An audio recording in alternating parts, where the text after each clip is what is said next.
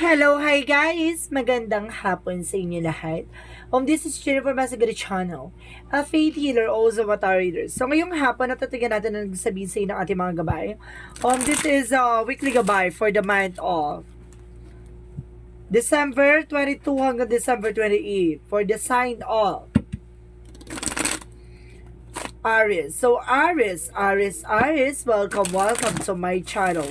Ano kayang messages, advices, and spirit guides ang ating masasagap for today's video? Kano naman kayang energy or kaganapan sa buhay ng mga ng mga Aries ang ating mga hagilap? So guys, this reading is a general reading lamang, hindi lahat makaka-resonate. Kunin lamang po makaka-relate sa inyo and comment down below kung kaninong energy ang ating nasagap. And of course, don't forget to like and subscribe my channel and hit notification bell for more videos update. And of course, maraming salamat po sa mga walang sawang pagsuporta sa aking channel. Lalo na hindi nag-skip ng ads. Naway pagpalain po kayo ng Diyos at may kapal. Siksik liglig na gumapaw ang manumbalik sa inyong biyaya. So guys, eto na ang ating mensahe para sa mga kapatid nating Aries. Angel Spirit Messages, give me an information. No? Ano kayang gusto sabihin sa ating mga kapatid na Aries? So, there's a lot of ones. There's a sleepless nights, no? Kumbaga, nagkakaroon ka dito ng, kumbaga, baka na-stress ka or something, or baka, sinasabi dito maaaring magdulot sa ng stress. Because there's a 7 of Wands. Protection mo yung, protect your power, protect your energy. Protectionan mo yung, kumbaga, kung ano may territory mo, finances mo, love life mo, protectionan mo yan.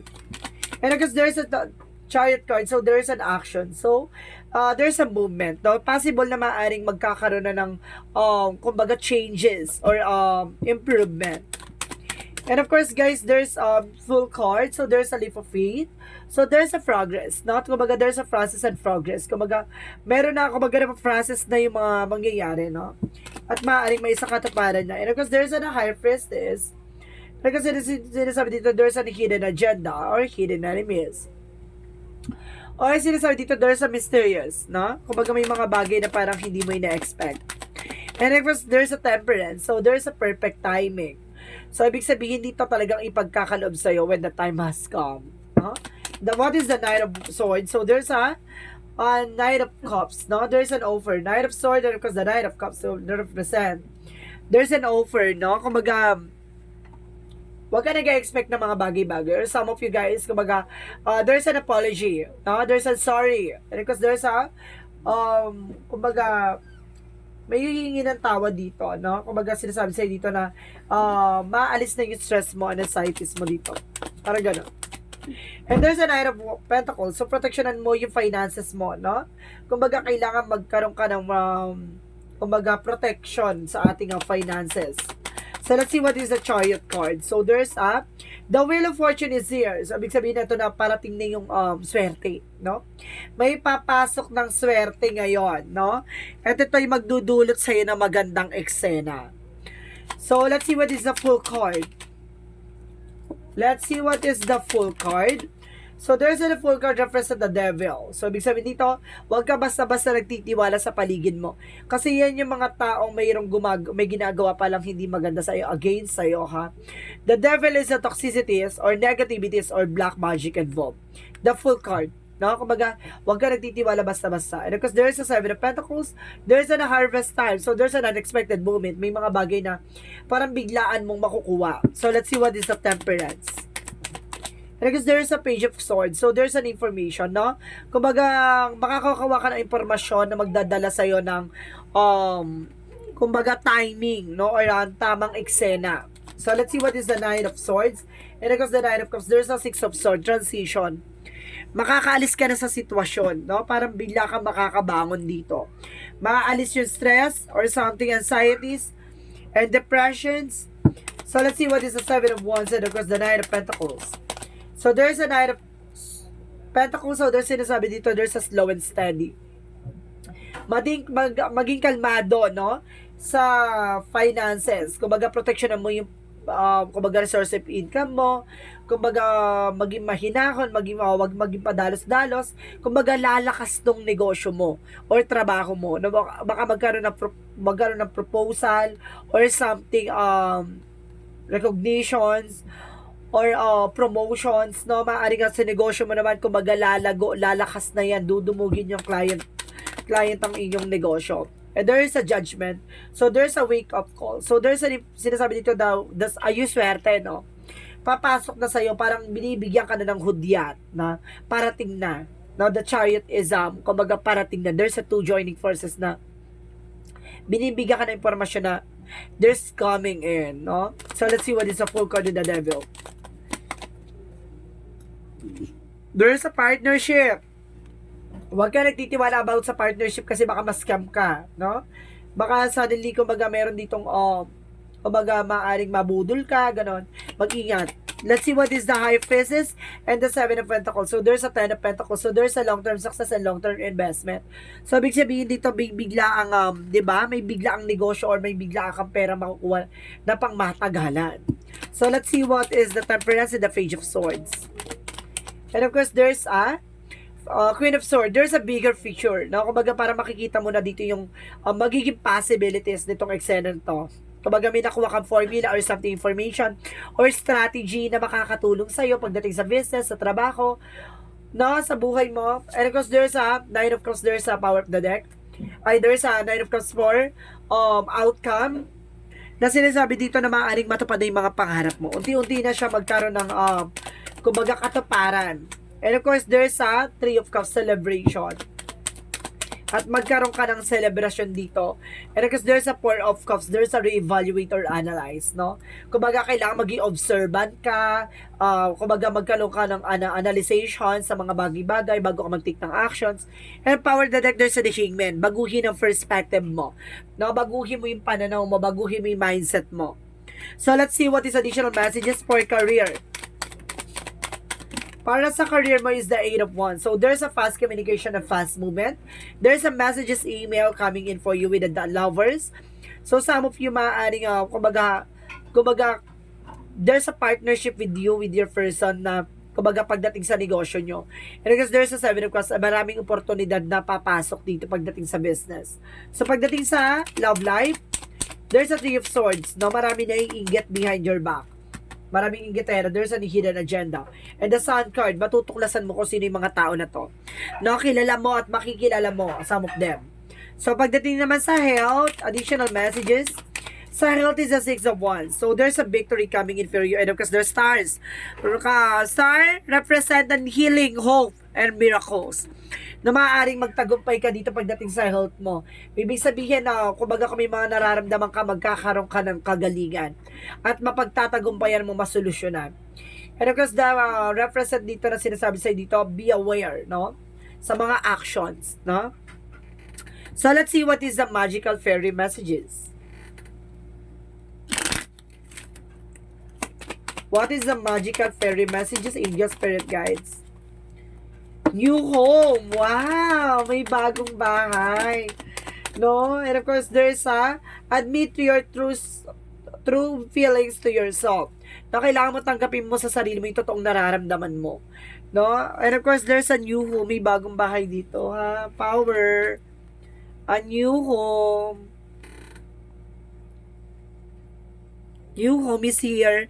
May bagong bahay. Moving is a step in the right direction for you, no? So, let's see what is the Yin and Yang Oracle card.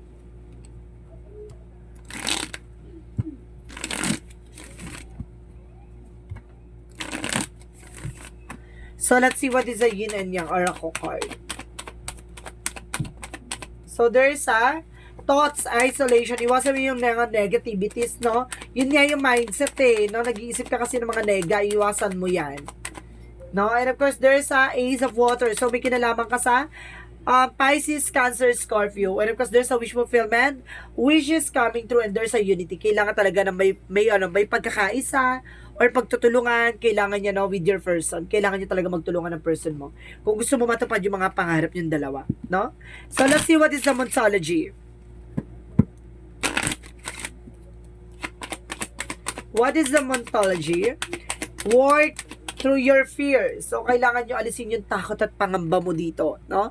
Kailangan mo labanan yung takot at pangamba mo dito. And of course, there's a emotional running high. So, magiging emotional ka dito. Kumbaga, there's a tears of joy or happiness. And it's time to take an action. Kailangan mong kumilos, no? Kasi walang mangyayari sa sitwasyon kung hindi ka kikilos at hindi ka gagalaw. O hindi ka magdidesisyon ng maayos, no? So, let's see what is additional messages for the chakra.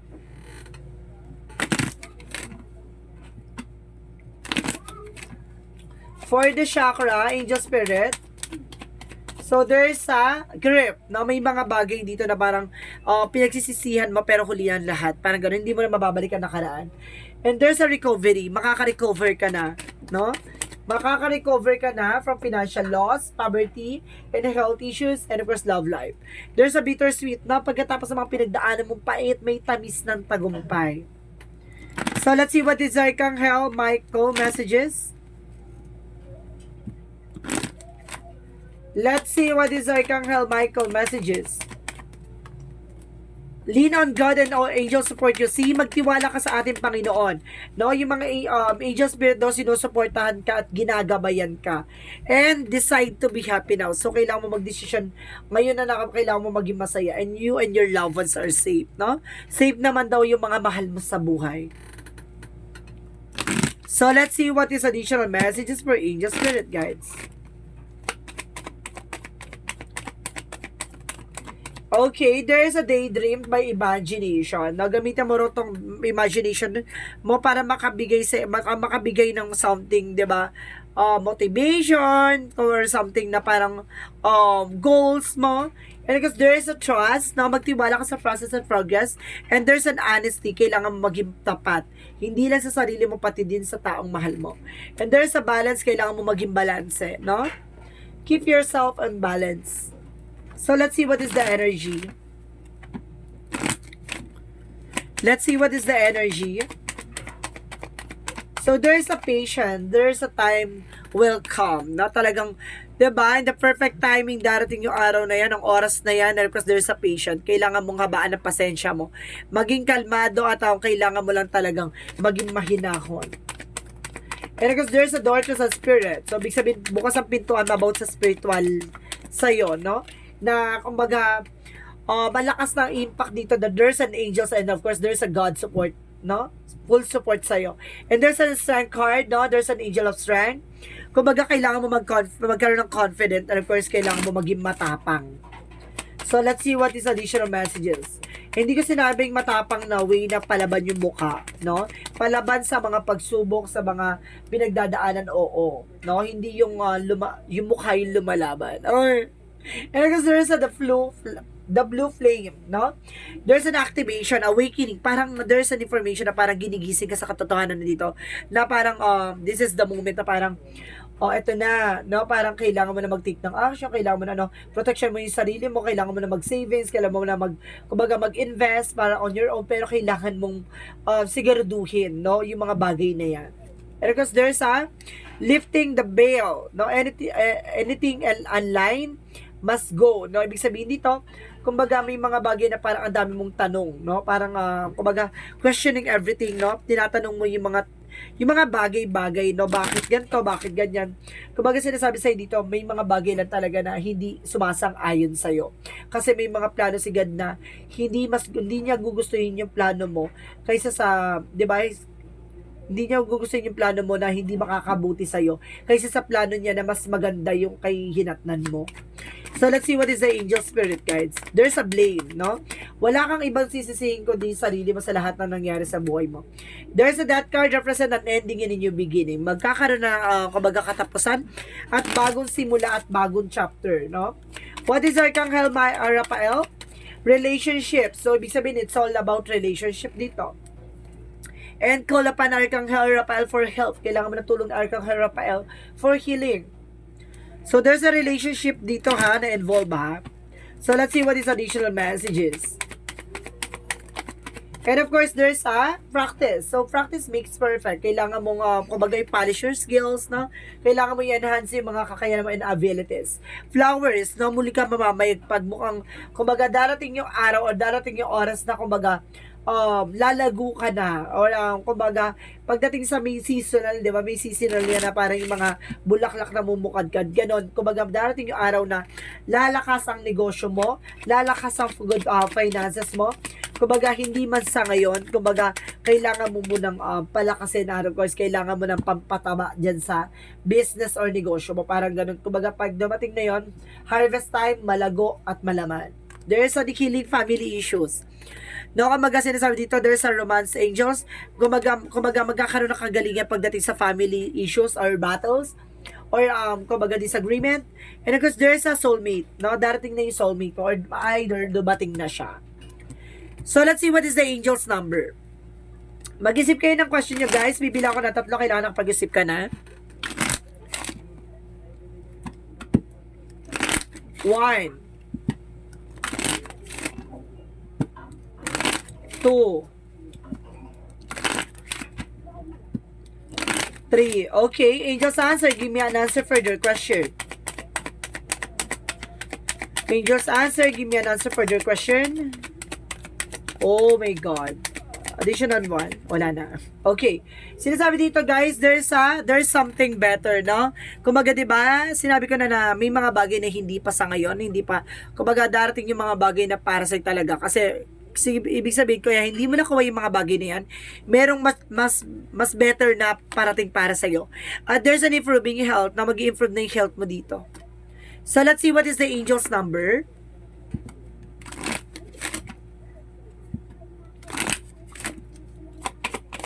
Let's see what is the angel's number. So, there's a 7-7, I am brave. So, kailangan mo talaga maging matapang, no? It is time to move on from the old patterns, habit, and fears. Now is the time to walk in the direction on your biggest desires and ambitions. Now it's the time to be bold and brave, no? Kailangan mo talaga maging matapang. At kailangan mo talagang lumaban, no? Bitawan at putulin yung mga negative na nangyari sa buhay mo, yung mga bagay na, 'di ba? Parang ayun yung naging cycle ng buhay mo or cycle nyo na kailangan mo nang baguhin, no? Kasi hindi na siya healthy. Yung old patterns na yan na kailangan nyo na talagang i-let go. No? Let's see what is the messages of life. Let's see what is the messages of life. So, dito sinasabi dito, guys, there's a growing. So, sinasabi dito, today I understand that I am here to learn, to discover and grow. When I nourish myself with my inner light, my inner divinity grows. When I study the messages that life brings me, I am improved in the eyes of gods. When I strike balance between the material and the spiritual world, I am freed of the inner conflict. In this way, I grow my own soul. So, kumbaga, di ba, nadiskubre mo, natuklasan mo yung mga bagay na magkakaroon sa'yo ng growth and expansion.